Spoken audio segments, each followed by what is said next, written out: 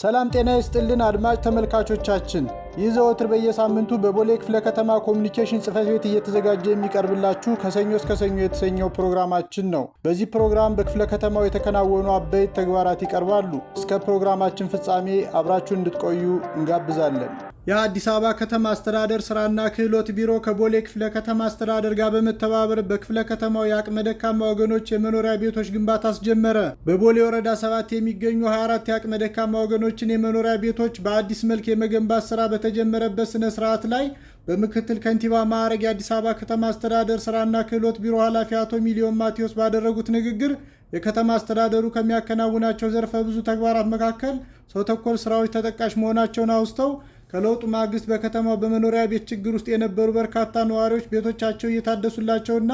በአዲስ መልክ እየተገነቡላቸው በመሆኑ በርካታ ነዋሪዎች ተጠቃሚ መሆናቸውን ገልጸዋል። አቶ ሚሊዮን አያይዘውም ቢሮ ሰው ተኮር ከሆኑት ተግባራት አንዱ የሆነውን የአቅመ ደካሞች የቤት እድሳት በማካሄድ የበኩሉን ድርሻ እያበረከተ እንደሚገኝ ገልጸው ዛሬ በቦሌ ክፍለ ከተማ ወረዳ 7 የምናስጀምረው የአቅመ ደካማ ወገኖች የመኖሪያ ቤት ግንባታ የዚህ ተግባራችን አንዱ አካል እንደመሆኑ መጠን ወገኖቻችንን በተገቢው ደረጃ ተጠቃሚ እንዲሆኑ የበኩላችን ድርሻ ለማበረከት በመቻላችን ደስታ ይሰማናል ብለዋል። የአዲስ አበባ ከተማ አስተዳደር ህብረተሰብ ተሳትፎና በጎ ፍቃድ ማስተባበሪያ ኮሚሽን ኮሚሽነር አቶ ይመር ከበደ ከለውጡ ማግስት እንደ አዲስ አበባ ከተማ በቤት ችግር ውስጥ የነበሩ በርካታ ነዋሪዎችን ተጠቃሚ ያደረጉ ስራዎች በስኬት መጠናቀቃቸውን አውስተው በዚህ ተግባር ውስጥ አጋር አካላትና ተቋማት የነበራቸው ሚና ከፍተኛ እንደነበር ተናግረዋል። የቦሌ ክፍለ ከተማ ዋና ስራ አስፈጻሚ ዶክተር እሸቱ ለማ በማስጀመሪያ መርሃ ግብሩ ላይ እንደተናገሩት የአዲስ አበባ ከተማ አስተዳደር ስራና ክህሎት ቢሮ ከመደበኛ ስራው ጎን ለጎን በሰው ተኮር ተግባራት በመሳተፍ እያደረገ ያለው ድጋፍ የሚደነቅ መሆኑን ገልጸው ዛሬም በቦሌ ክፍለ ከተማ ወረዳ 7 የአቅመ ደካማ ወገኖችን መኖሪያ ቤቶች መልሶ ለመገንባት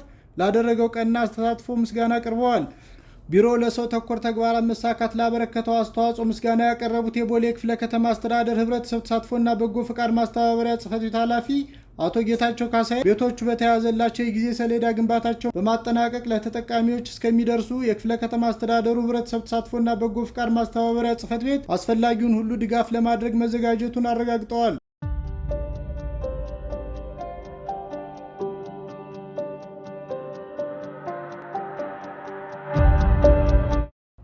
በቦሌ ክፍለ ከተማ አስተዳደር ከአደይ አበባ ስቴዲየም እስከ ጎላጎል በሚገነባው የኮሪደር ልማት ስታንዳርዱ ዙሪያ ከአካባቢው ነዋሪዎችና የህንፃ ባለቤቶች ጋር ውይይት ተካሄደ።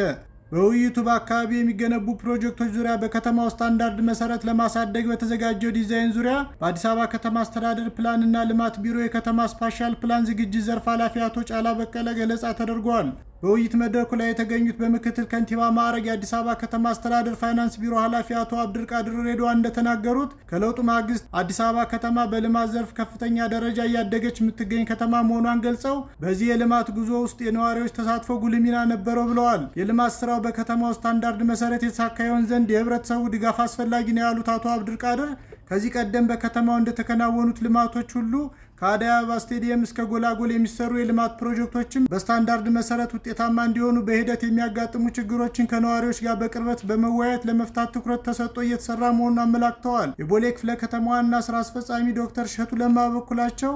አዲስ አበባ ውብ፣ ጽዱና ለጤና ተስማሚ ከተማ እንድትሆን ከአደይ አበባ ስቴዲየም እስከ ጎላጎል የሚገነቡ የልማት ፕሮጀክቶች የከተማውን ስታንዳርድ በጠበቀ መልኩ መሆን እንዳለበት ገልጸው የልማት ስራዎቻችንን በጋራ መግባባት በማከናወን የከተማችንን እድገት ለማፋጠን በጋራ መስራት እንደሚገባና ነዋሪዎች ከወሰን ማስከበር ከመንገድና ተያያዥ ጉዳዮች ጋር ሊያጋጥሙ የሚችሉ ችግሮችን ለመፍታት በየደረጃው ካሉ የአስተዳደር አካላት ጋር ትኩረት ሰጥተው እንዲሰሩ አስገንዝበዋል። የውይይቱ ተሳታፊዎች በሰጡት አስተያየት የልማት ፕሮጀክቶች ለአዲስ አበባ ከተማ ለአካባቢው ገጽታና የስታዲየሙን ስታንዳርድ ከማስጠበቅ አንጻር የሚያበረክቱት አስተዋጽኦ ወሳኝ መሆኑን ገልጸው አስተዳደሩ ከነዋሪዎች ጋር ውይይት በማድረግ የጋራ መግባባት ላይ ለመድረስ መድረክ ማዘጋጀቱን በማመስገን ከመንግስት ጋር በቅንጅት ተቀራርበው እንደሚሰሩ ገልጸዋል።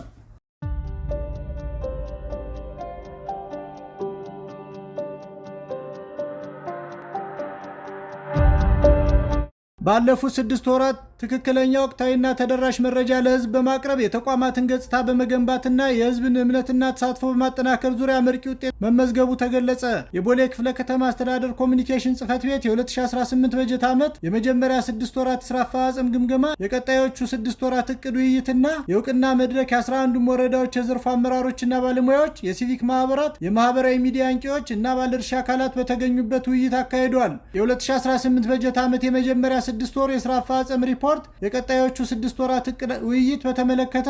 በጽሕፈት ቤቱ የኮሚኒኬሽን ስራዎች አስተባባሪ ወይዘሮ ሃይማኖት ለገሰ በኩል በዝርዝር ቀርቦ ይተካሄዶበታል። በመድረኩ የተገኙት የቦሌ ክፍለ ከተማ ምክትል ስራ አስፈጻሚና የስራና ክህሎት ጽሕፈት ቤት ኃላፊ ወይዘሮ ኢየሩሳሌም አሰፋ እንደተናገሩት ኮሚኒኬሽን ዘርፉ በመንግስትና በህዝብ መካከል ያለውን ግንኙነት እንዲጠናከርና የመንግስት አፈጻጸሞች፣ ፕሮግራሞችና አገልግሎቶች በግልጽነትና በወቅታዊነት ለህብረተሰቡ እንዲደርሱ ከፍተኛ ሚና መጫወቱን ገልጸው በቀጣይ ቀሪ ወራትም ጽሕፈት ቤቱ የክፍለ ከተማውን የልማት ስራዎች በተደጋጋሚ መረጃ በመስጠትና ለህብረተሰቡ በሚፈለገው ልክ የኮሚኒኬሽን ስራዎችን አጠናክሮ መቀጠል እንዳለበት አስገንዝበዋል። የቦሌ ክፍለ ከተማ አስተዳደር ኮሚኒኬሽን ጽሕፈት ቤት ኃላፊ አቶ ሚካያስ አውቀነው በበኩላቸው እንደተናገሩት በበጀት ዓመቱ ባለፉት 6 ወራት ጽሕፈት ቤቱ የታቀዱ ሀገራዊና አካባቢ ልማት ስራዎችን ለማሳካት የህዝብ ንቅናቄ እንዲፈጠር የሚያስችሉ የግንዛቤ ስራዎች መስራታቸውን ገልጸው ነዋሪዎች ቅሬታና ጥያቄዎቻቸውን በቀጥታ የሚያቀርቡበትና ምላሽ የሚያገኙበት ስርዓት መዘርጋቱን እንዲሁም ከመገናኛ ብዙሃን ጋር በመቀናጀት የክፍለ ከተማውን መልካም ገጽታ የሚገነቡና የልማት ስራዎችን የሚያስተዋውቁ ዘገባዎች በመስራት አሉታዊ አመለካከቶች ማስተካከል መቻሉን አመላክተዋል። ተሳታፊዎች በበኩላቸው በሰጡት አስተያየት የክፍለ ከተማው ኮሚኒኬሽን መዋቅር ለህዝብ ፈጣን መረጃ ምንጭ በመሆን ያከናወነው አመርቂ ስራ በማድነቅ በቀጣይ ቀሪ ወራትም ውጤታማ ስራ ለመስራት የበኩላቸውን አስተዋጽኦ ለማበርከት መዘጋጀታቸውን አረጋግጠዋል። በመጨረሻም በ2018 በጀት ዓመት ባለፉት 6 ወራት በዘርፉ ከፍተኛ አስተዋጽኦ ላበረከቱ ወረዳዎችና የማህበራዊ ሚዲያ አንቂዎች እንዲሁም ባለድርሻ አካላት የዋንጫ ሽልማት፣ የእውቅናና የምስጋና ምስክር ወረቀት ተበርክቶላቸዋል።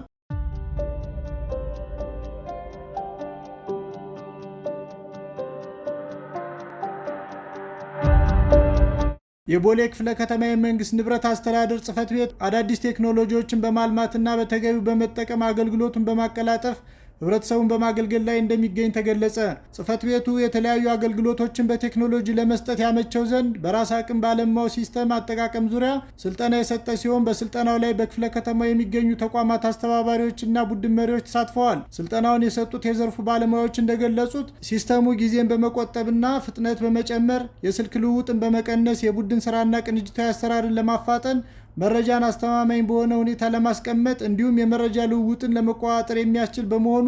ተመራጭና አስፈላጊ እንደሚያደርገው አመላክተዋል። የቦሌ ክፍለ ከተማ የመንግስት ንብረት አስተዳደር ጽሕፈት ቤት ኃላፊ አቶ ወለጋ ካባ እንደተናገሩት ጽሕፈት ቤቱ በቴክኖሎጂ የተደገፈ የአሰራር ስርዓት ተግባራዊ በማድረግ የተሻለ ስኬት ለማስመዝገብ ልዩ ትኩረት ሰጥቶ እየሰራ መሆኑን ገልጸው ሲስተሙ በ3 ቋንቋዎች የተዘጋጀና በተለይ አገልግሎት የሚፈልጉ ባለጉዳዮች ሲስተሙን በመጠቀም ባሉበት ሆነው የሚፈልጓቸውን አገልግሎቶች መጠየቅና